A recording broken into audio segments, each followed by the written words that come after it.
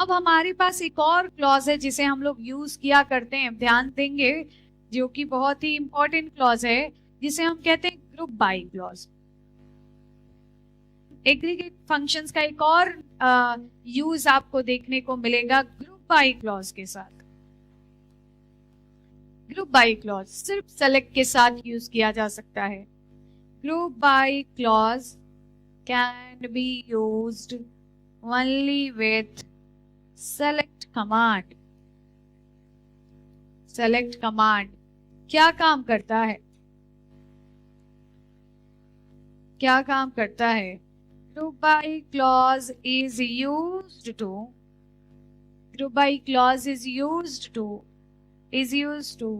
apply aggregate functions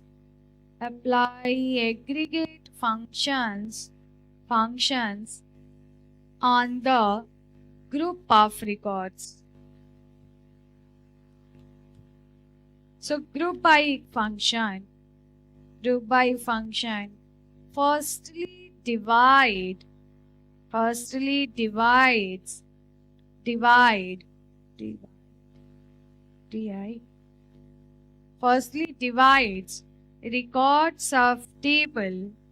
records of table into multiple groups based on the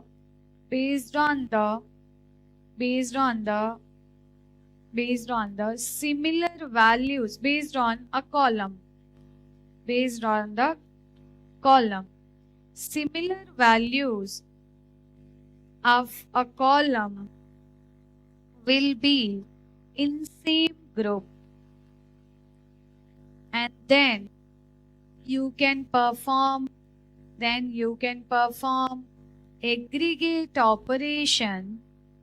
aggregate operations on each group. ठीक है, तो aggregate function में हमने 5 functions के बारे में देखा। कौन कौन सा? मीन, मैक्स, सम, एवरेज और काउंट के बारे में।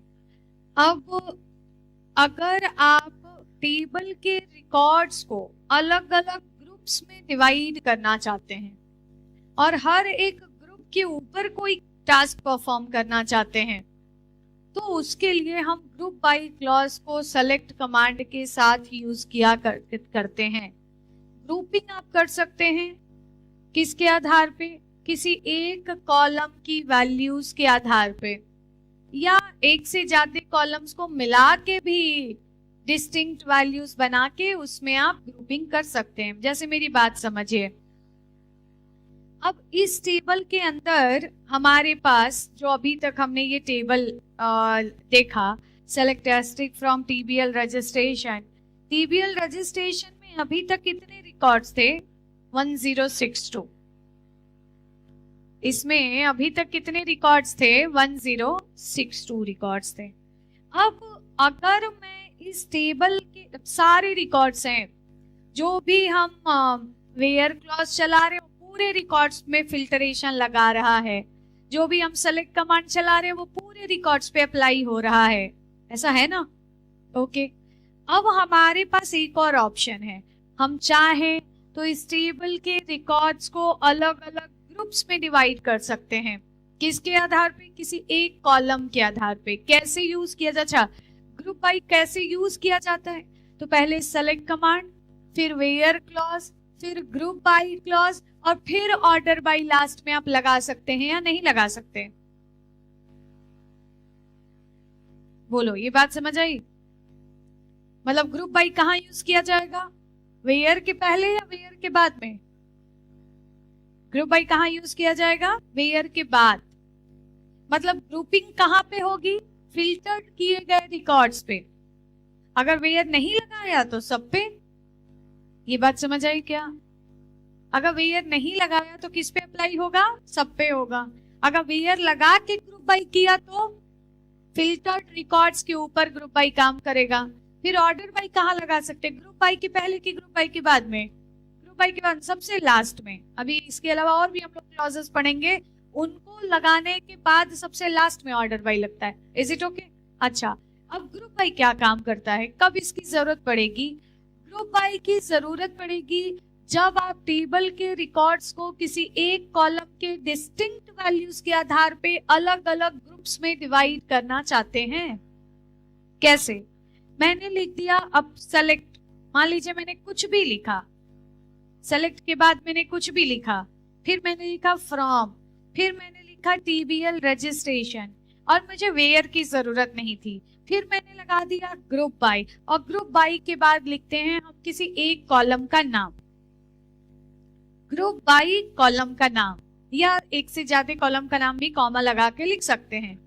तो जैसे ही हमने लिखा ग्रुप बाय नेम, किसी भी कॉलम के आधार पे ग्रुप बाय नेम, तो क्या हो जाएगा, नेम कॉलम में जितनी डिस्टिंक्ट वैल्यूज, जितनी यूनिक वैल्यूज आई होंगी, ये टेबल का सारा रिकॉर्ड उतने ग्रुप्स में डिवाइड हो जाएगा। क्या ये बात समझ आ रही? जैसे हमने लिखा ग्रुप बाय, अब नेम पे नहीं लगाते क्योंकि ऐसा हमें अलग अलग नेम पे काम करने की जरूरत होगी नहीं, हमने लिख दिया ग्रुप बाय कोर्स।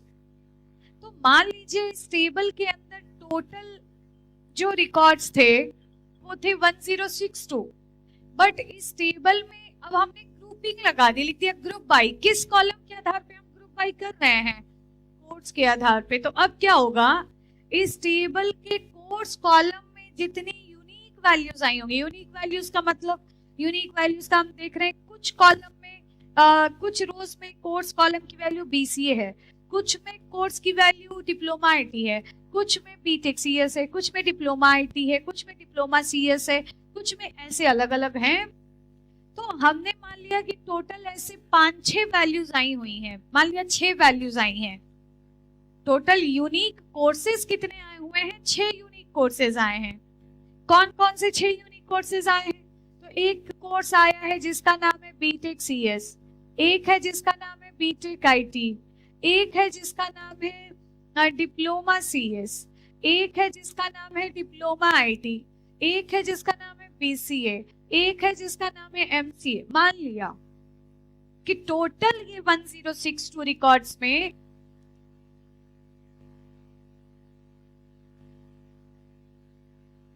मान लिया हमने टोटल ये 1062 रिकॉर्ड्स में यूनिक कोर्सेज कितने आए हुए हैं, 6। तो अब क्या होगा, इस टेबल के रिकॉर्ड 6 अलग अलग ग्रुप्स में डिवाइड हो जाएंगे। पहला ग्रुप डिप्लोमा सीएस के लिए, दूसरा ग्रुप डिप्लोमा आईटी के लिए, तीसरा बीटेक सीएस के लिए, नेक्स्ट बीटेक आईटी के लिए, नेक्स्ट बीसीए के लिए, नेक्स्ट मान लिया इसमें कुछ रिकॉर्ड्स है, इसमें कुछ, इसमें कुछ, इसमें कुछ, इसमें कुछ, इसमें कुछ, और इन सभी को मिला के कितना हो जाएगा, 106। क्या ये बात समझ आ रही है आपको? तो अब टेबल के रिकॉर्ड्स को किसी कॉलम के डिस्टिंक्ट वैल्यूज के आधार पे हम अलग अलग ग्रुप्स में डिवाइड कर सकते हैं। अब जैसे फॉर द एग्जांपल इसकी जरूरत कब पड़ेगी, हमने कहा काउंट करिए हर एक कोर्स में कितने स्टूडेंट्स हैं, हर एक कोर्स में। तो पहले हम कोर्स के आधार पे रिकॉर्ड्स को अलग अलग कर देंगे, तभी तो काउंट करेंगे कि हर ग्रुप में कितने आए। क्या ये बात समझ आ रही? मुझे ये निकालना है कि हर एक कोर्स के अंदर मैक्सिमम फीस कितनी है, हर एक कोर्स के अंदर मैक्सिमम फीस। तो हर एक कोर्स के आधार पे पहले रिकॉर्ड्स को अलग अलग करोगे, तब तो हर ग्रुप में से मैक्सिमम फी निकाल पाओगे। Are you getting the point? तो इस तरीके के काम को करने के लिए हमें रिकॉर्ड्स को पहले अलग अलग ग्रुप्स में डिवाइड करना पड़ता है, और फिर हर एक ग्रुप के ऊपर आप कोई, आमतौर पे एग्रीगेट ऑपरेशंस किया करते हैं, हर एक ग्रुप के ऊपर आप एग्रीगेट ऑपरेशन परफॉर्म कर सकते हैं। Are you getting the point? मतलब हर ग्रुप में से किसी एक कॉलम की मिनिमम वैल्यू, हर ग्रुप में से किसी कॉलम की मैक्सिमम वैल्यू, हर ग्रुप में से total number of columns, her group में से सम वैल्यू निकालना, हर ग्रुप के कॉलम्स में से एवरेज वैल्यू, ये काम आप कर सकते हैं रिकॉर्ड्स को ग्रुप्स में डिवाइड करने के बाद। जैसे हमने कहा कि मुझे निकालना है कि हर एक कोर्स के हर एक ईयर में कितने स्टूडेंट्स हैं, हर एक कोर्स के हर एक ईयर में कितने स्टूडेंट्स हैं, मतलब डिप्लोमा फर्स्ट ईयर में कितने, डिप्लोमा सेकंड ईयर में कितने, डिप्लोमा ऐसे। तो अब मुझे क्या करना है, इन दो कॉलम्स को मिला के जितने डिस्टिंक्ट वैल्यूज होंगे उतने ग्रुप्स में डिवाइड करना है। क्या ये बात समझ आ रही है आपको? इन दोनों को कॉलम्स को मिला के जितने डिस्टिंक्ट वैल्यूज होंगे मिला के उतने ग्रुप्स में डिवाइड करना है। जैसे अगर मैं सिर्फ इतने रिकॉर्ड्स ही अगर अभी के लिए आपको दिखाऊं, मान लीजिए कि बस इतने ही रिकॉर्ड्स हैं हमारे टेबल में, मान लीजिए हमारे टेबल के अंदर बस इतने ही रिकॉर्ड्स हैं जितने अभी आपको स्क्रीन पे दिख रहे हैं, यहां से लेके यहां तक। तो मैं कहूं कि अगर मैं सिर्फ कोड्स पे अगर ग्रुप बाय लगाऊंगी तो कितने ग्रुप्स हमें देखने को मिलेंगे सिर्फ कोड्स पे? तो एक ग्रुप मिलेगा कौन सा? बीसीए, एक मिलेगा कौन सा? डिप्लोमा, एक मिलेगा बीटेक सीएस, एक मिलेगा सॉरी ये पहले से ही मिल चुका है ये, तो डिप्लोमा आईटी ये पहले से ही सेम ग्रुप में जाएंगे, बीटेक सीएस ये सब सेम ग्रुप में जाएंगे, डिप्लोमा आईटी सेम ग्रुप में जाएगा, एक बीसीए वो सेम ग्रुप में जाएगा, एक और मिल जाएगा हमें और कोई नहीं, बस ना। बीटेक आईटी भी है, डिप्लोमा सीएस भी है, नहीं। तो टोटल कितने ग्रुप्स में रिकॉर्ड्स डिवाइड होंगे? 3 ग्रुप्स में। तो अगर मुझे यहाँ कुछ 15-16 रिकॉर्ड्स दिख रहे हैं तो इन 16 में से कुछ एक ग्रुप में, कुछ दूसरे ग्रुप में, कुछ, अब आप हर एक ग्रुप में गए हुए रिकॉर्ड्स में से मैक्सिमम, मिनिमम, सम, एवरेज लगा सकते हैं आप। क्या ये बात समझ आ रही है?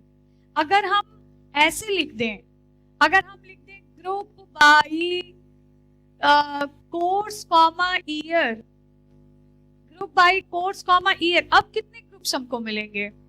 कोर्स और ईयर की वैल्यू को मिला के कितने डिस्टिंक्ट, जैसे एक यहाँ मिला कौन सा? बीसीए फर्स्ट, तो यहाँ भी जो बीसीए मिल रहा है ये बीसीए तो ठीक है, लेकिन यहाँ जो मिल रहा है वो लिखा हुआ है थर्ड, मान लो ये गलती से ऐसा लिखा है, तो यहाँ मिल रहा है थर्ड। तो क्या ये दोनों सेम ग्रुप के रिकॉर्ड्स हैं या अलग अलग ग्रुप के रिकॉर्ड? अलग अलग ग्रुप के रिकॉर्ड्स हैं, बिकॉज अब हम कोर्स और ईयर कॉलम की वैल्यू को मिला के यूनिकनेस चेक कर रहे हैं। क्या ये बात समझ आ रही है?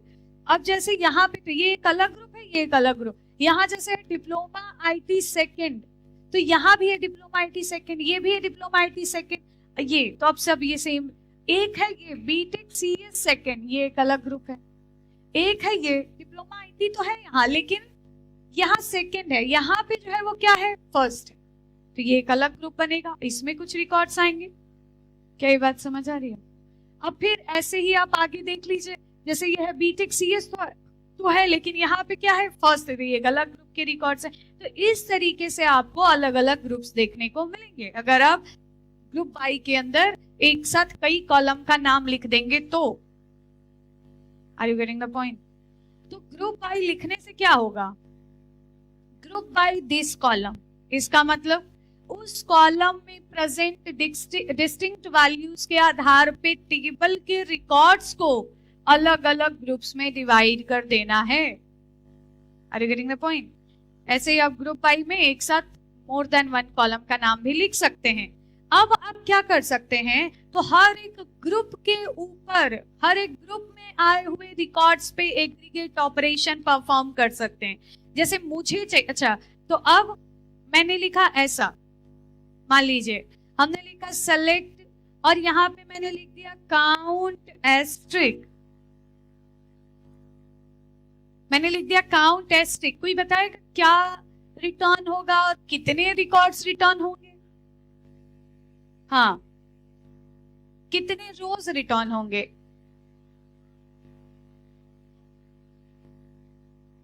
मतलब एक रो एक कॉलम, मतलब एक वैल्यू रिटर्न करेगा। हाँ, अभी कितनी वैल्यूज, ये कमांड अगर मैं चलाऊंगी तो कितनी वैल्यूज रिटर्न होंगी? एक रो एक कॉलम। हाँ, कितने? आप बताओ कितने?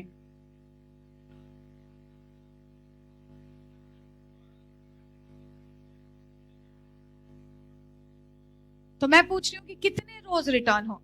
हाँ, यूनिक वैल्यूज उसको कहो। मैं पूछू कितने कॉलम रिटर्न होंगे तो हम कहेंगे एक। कितना कॉलम रिटर्न होगा? एक कॉलम। एक ही कॉलम तो लिखा है सेलेक्ट लिस्ट में, कॉमा लगा के और कुछ तो लिखा नहीं। कितनी रोज रिटर्न होंगी? तो अब कोर्स कॉलम में जितनी यूनिक वैल्यूज होंगी उतनी वैल्यूज रिटर्न होंगी। क्यों? क्योंकि आपने पहले ही लगा दिया क्या? Group by course. अगर ये ग्रुप बाय नहीं होता, सिर्फ इतना एग्जीक्यूट करते तो क्या रिटर्न होता? एक वैल्यू। फिर क्या रिटर्न होता? एक वैल्यू। लेकिन ये ग्रुप बाय कोर्स करके अगर काउंट करेंगे तो क्या होगा? हर एक ग्रुप के अंदर कितने कितने रिकॉर्ड्स गए उनकी संख्या, तो टोटल कितने रोज रिटर्न होंगे? जितने ग्रुप्स होंगे उतने। क्या ये बात समझ आ रही है आपको? अब अगर आपने तो अभी कितने रिटर्न हो रहे हैं? 9, 83, 246, 1, 2, 1, 4, ऐसे। क्या समझते हैं आप? हम इससे ये समझते हैं कि इस टेबल के अंदर 9 यूनिक कोर्सेज प्रेजेंट हैं और हर कोर्स के अंदर कितने कितने रिकॉर्ड्स हैं ये उसको रिटर्न कर रहा है। समझे क्या? अब एक चीज है, बैठो। अब एक चीज है, जब हम ग्रुप बाय यूज करते हैं, फिर से वही बात, ग्रुप बाय अगर सेलेक्ट लिस्ट के अंदर कोई जो है एग्रीगेट फंक्शन आ गया तो फिर कोई सिंगल कॉलम नेम नहीं आएगा। जितने कॉलम्स आएंगे वो किसी ना किसी एग्रीगेट फंक्शन के साथ आएंगे। ये बात अभी कुछ देर पहले मैंने बताई ना, क्या कि सेलेक्ट लिस्ट में अगर एग्रीगेट फंक्शन कॉल किया गया है तो सिर्फ एग्रीगेट फंक्शंस होंगे, कोई सिंपल कॉलम नेम नहीं होगा। इज इट ओके और नॉट? ओके और नॉट? ओके। बट अब जब ग्रुप बाय लगा हुआ है तो इसके साथ एक कॉलम नेम लिखा जा सकता है, वो वाला कॉलम जिसके आधार पे ग्रुपिंग की गई है। अगर ग्रुप बाय यूज हुआ है तो अब एक कॉलम नेम लिखा जा सकता है। कौन सा कॉलम नेम लिखा जा सकता है? जिस कॉलम के आधार पे ग्रुपिंग की, मतलब जिस कॉलम को ग्रुप बाय में यूज किया गया उसको सेलेक्ट लिस्ट में भी लिखा जा सकता है। Is it okay? Are you getting this point? क्या कि मैंने पूछा कि अगर मैं इसको ना लिखूं और अगर यहां पे लिख दूं कॉमा नेम, क्या ये सही है? ये यहां मैं लिख दूं कॉमा कोर्स, क्या ये सही है? ये सही है नहीं सही है? आप बताएंगे ये सही है? माथा ही चकरिया जा रहा नहीं ऐसे करके, आप बताएंगे नहीं बगल में।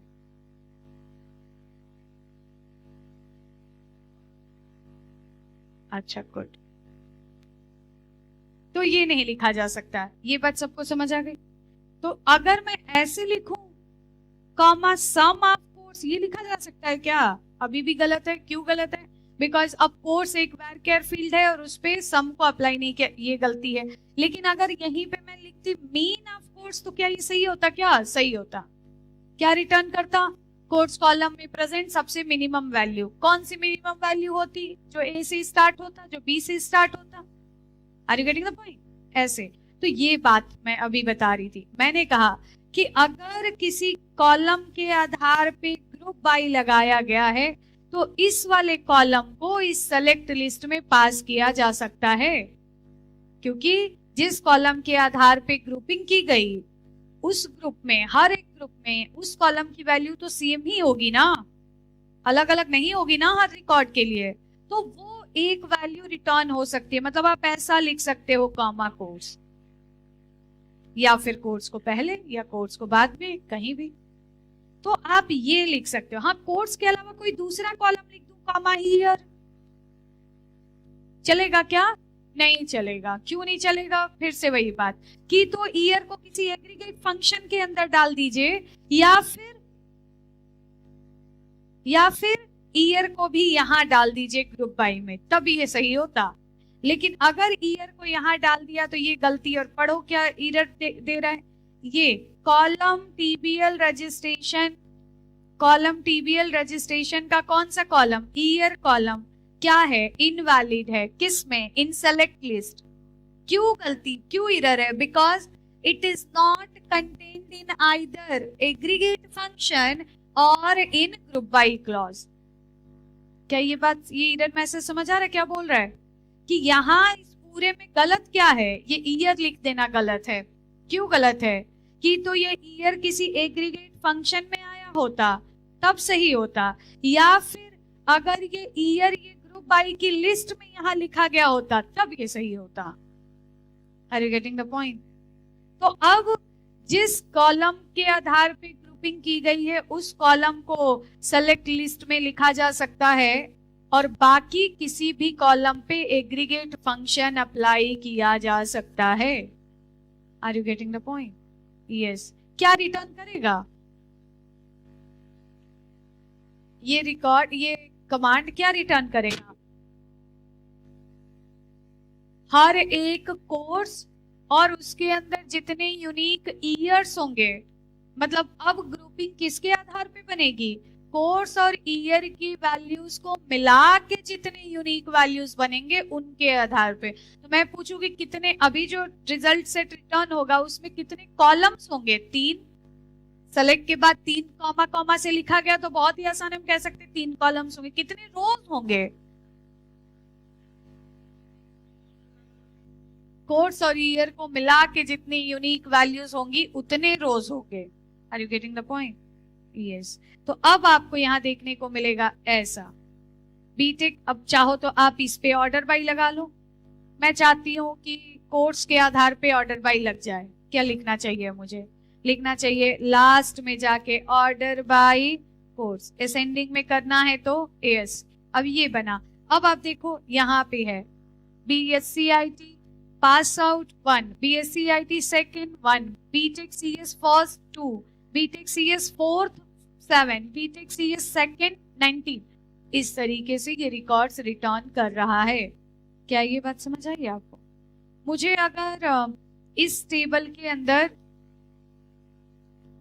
मेरे पास अगर ये टेबल लिखी हुई है select district from TBL registration, मुझे अगर इस टेबल में हर कॉलेज नाम का एक कॉलम है, ऐसा बहुत सारी वैल्यूज उसमें स्टोर की गई, मुझे हर एक कॉलेज में टोटल कितने स्टूडेंट्स इस टेबल में प्रेजेंट है वो मुझे निकालना है। हर एक कॉलेज के टोटल कितने नंबर ऑफ स्टूडेंट्स इसमें प्रेजेंट हैं। कॉलेज का नाम है, बगल में उसमें टोटल नंबर ऑफ स्टूडेंट्स है। कॉलेज का नाम तो नहीं मिलेगा, कॉलेज की आईडी मिलेगी। मान लो आईडी ही आए, क्या लिखा जाएगा? समझ आ रहा है आपको? हर एक कॉलेज के कितने स्टूडेंट्स इस टेबल में प्रेजेंट हैं?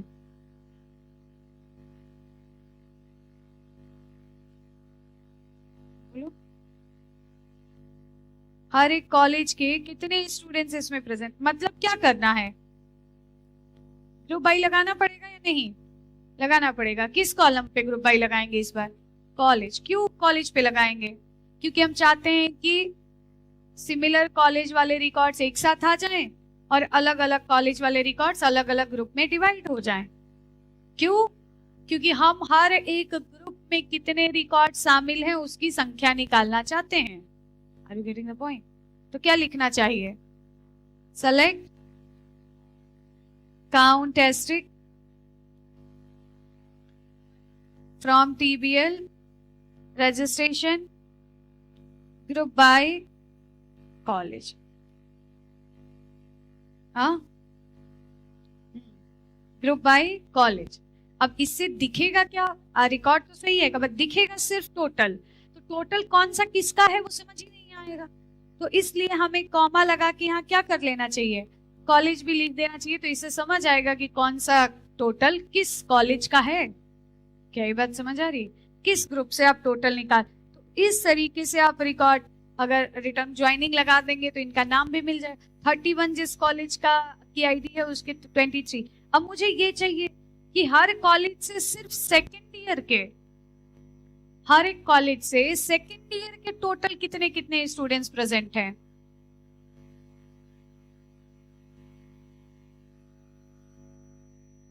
Find total number of second year students from every college। Her college से सेकेंड ईयर के कितने स्टूडेंट्स हैं। तब क्या करेंगे? तो वेयर लगा देंगे। तो क्या करेंगे? वेयर। तो अब ग्रुप बाई लगाएंगे कहाँ? वेयर के बाद कि वेयर के पहले? यस, हमेशा ग्रुप बाई वेयर के बाद आए। पहले सेलेक्ट, फिर वेयर, फिर ग्रुप बाई, फिर ऑर्डर बाई, ऐसे। इज इट ओके और नॉट? यस। तो हमें यहाँ पे लिखना पड़ेगा सेलेक्ट, फिर से वही बात, एक कॉलेज देखना है और फिर उस कॉलेज के ग्रुप में कितने रिकॉर्ड्स हैं वो देखना है। तो काउंट एस्ट्रिक, फिर कहाँ से आ रहे हैं ये रिकॉर्ड्स? TBL रजिस्ट्रेशन, फिर लिख दिया वेयर और फिल्टरेशन कर दिया। ईयर की वैल्यू क्या होनी चाहिए, सेकेंड होनी चाहिए। और फिर उसके बाद लगाया ग्रुप बाय कर देना है किस कॉलम के आधार। क्या ये बात समझ आ रही? अब देखिए ग्रुप बाय किया किसके आधार पे, कॉलेज के आधार। सेलेक्ट लिस्ट के अंदर एक उस कॉलम को डाला जिसके आधार पे ग्रुप बाय लगाया, और प्लस किसी भी दूसरे कॉलम पे आप एग्रीगेट फंक्शन अप्लाई कर सकते हैं। बात समझ आई? तो इससे हर एक ग्रुप के अंदर अलग अलग एग्रीगेट टास्क परफॉर्म होगा और वो रिटर्न। अभी ये ऐसे records return. Is it okay?